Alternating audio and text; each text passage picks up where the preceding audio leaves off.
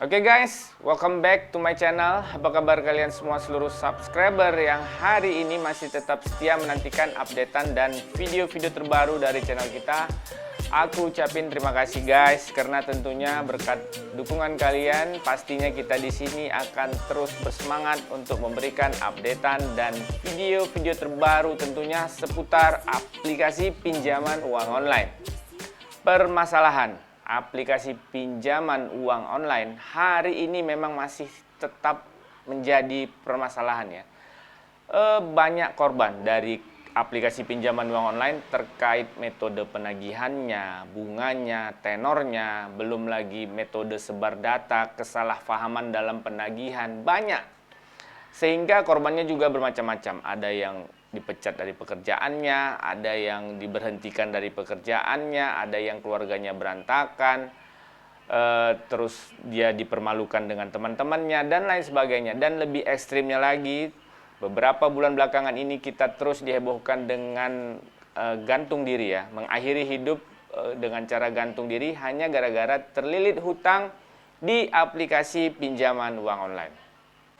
Oke teman-teman, di video kali ini aku ingin nge-share kepada kalian terkait penagihan yang dilakukan oleh aplikasi pinjaman uang online kepada salah satu debiturnya yang bernama Ibu Rizka.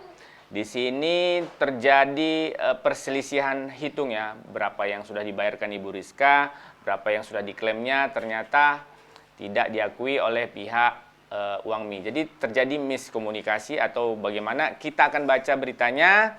Jangan kemana-mana, terus simak terus video ini sampai beres biar kita semuanya nggak ketinggalan informasinya. Oke guys, beritanya kita lansir dari media konsumen dengan judul berita masalah pelunasan pinjol Uangmi, tagihan saya ditambah terus. Saya adalah pengguna pinjol Uangmi yang telah meminjam dana senilai 3,2 juta pada bulan Juni 2021 yang harus dikembalikan pada bulan Juli 2021 sebesar 3,9 juta rupiah. Melihat limit saya yang besar, jelas bahwa sebelumnya saya sudah sering melakukan peminjaman dengan riwayat pembayaran yang baik. Akan tetapi, pada bulan Juli 2021, saya mengalami kesulitan pembayaran karena penyesuaian gaji saat PPKM. Jadi cara kerja dari aplikasi pinjaman uang online memang seperti itu teman-teman. Mereka tidak akan langsung memberikan kita limit yang besar, akan tetapi melalui tahapan-tahapan. Kita harus bayar tepat waktu, tidak boleh terlambat, maka pihak aplikasi pinjaman uang online akan menaikkan limit kita. Ya, begitulah cara mereka. Saya sadar saya salah dan berusaha beritikat baik dengan mencicil sebesar Rp200.000 serta menanggapi semua caci makian DC yang meneror nomor saya. Saat itu keluarga saya juga diteror.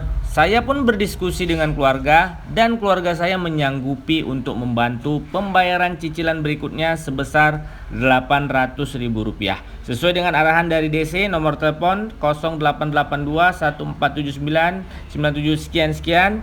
Selanjutnya DC meminta agar tanggal 22 Juli dibayarkan sisa tagihan sebesar Rp3.120.650.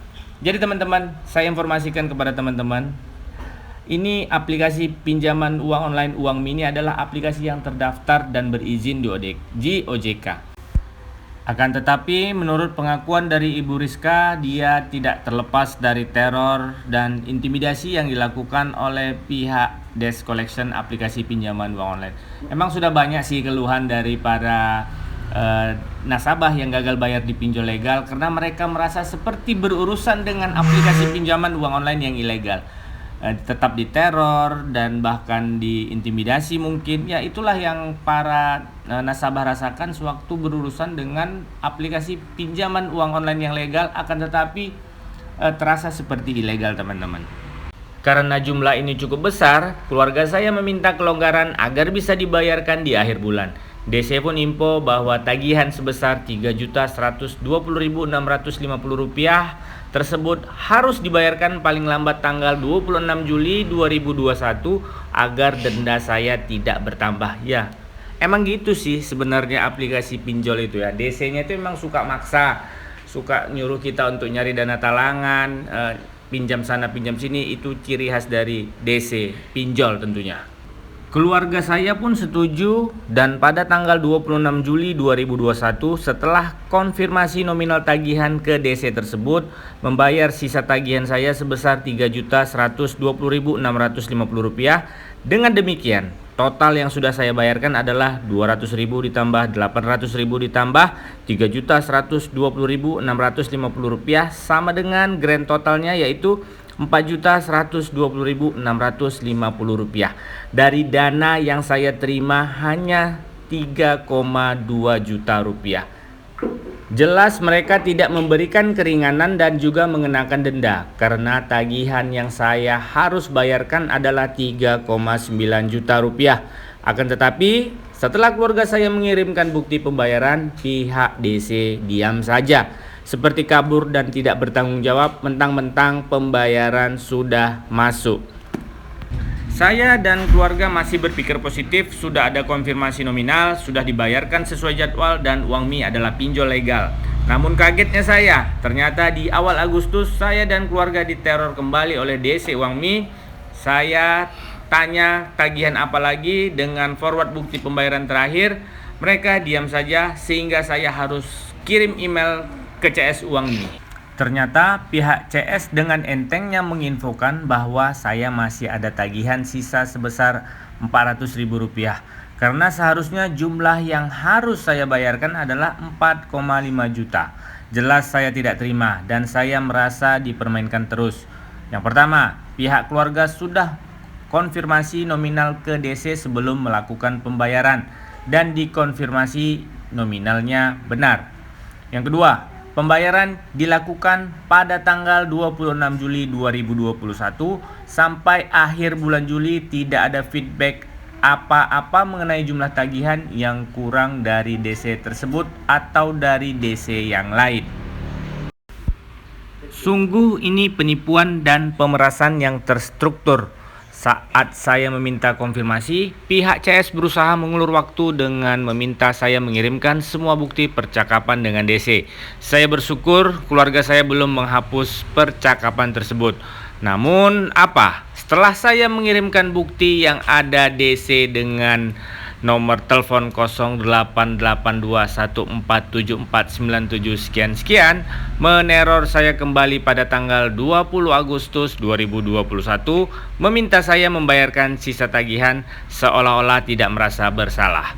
Pihak CS juga akhirnya mengirimkan email kepada saya meminta maaf atas perkataan yang tidak mengenakan, tapi bukan itu yang saya butuhkan. Saya lebih butuh konfirmasi lunas karena pihak DC Uang Mi sudah memberikan info yang salah dan berusaha menipu saya dengan mengulur-ngulur waktu agar denda saya semakin bertambah dan tagihan saya tidak kunjung usai. Saya tidak mau lagi membayarkan sisa tagihan yang tidak jelas. Saya tidak mau diperas. Beginikah perlakuan Uang Mi terhadap konsumennya yang beritikat baik? Secara paralel, saya juga sudah mengajak DC Uang Mi tersebut untuk bertemu di Polda Metro pada tanggal 28 Agustus 2021 pukul 11 siang. Namun apa? WA saya tidak dibalas sama sekali karena kalau bersih kenapa risih, sungguh tidak bertanggung jawab. Tertanda Rizka dari Jakarta Selatan. Oke teman-teman, telah bersama-sama kita baca beritanya. Cuma di sini kita tidak jelas juga ya, apakah si Ibu Rizka ini melakukan pembayaran melalui virtual account yang ada di aplikasi pinjaman uang online-nya atau melakukan transfer langsung kepada si DC debt collector Uang Mi. Jadi emang di kasus seperti ini alangkah lebih baiknya untuk berjaga-jaga agar tidak terjadi kesalahpahaman ini. Lebih baik kita hanya melakukan pembayaran melalui kode virtual account yang ada di aplikasi pinjaman uang online kita tentunya guys. Oke?